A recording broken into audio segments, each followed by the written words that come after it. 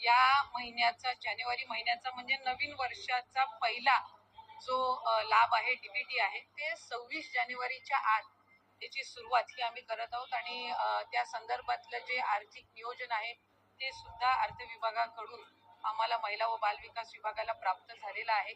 त्याच्यामुळे लाडक्या बहिणींचा जो जानेवारी महिन्याचा लाभ आहे हा साधारणपणे 26 जानेवारीच्या आत त्याची वितरणाची सुरुवात होईल आणि 3 ते 4 दिवसाच्या त्या कालावधीमध्ये ज्या महिला लाभार्थी आहेत त्यांच्या खात्यावर तो लाभ जमा होईल. मला आपल्या माध्यमातून सर्व लाडक्या बहिणींना आज जानेवारी महिन्याच्या संदर्भातले अनेक माध्यमांकडून सुद्धा विचारलं जात होतं आणि बऱ्याचशा लाभार्थ्यांकडून सुद्धा साधारणपणे तो प्रश्न उपस्थित केला जात होता.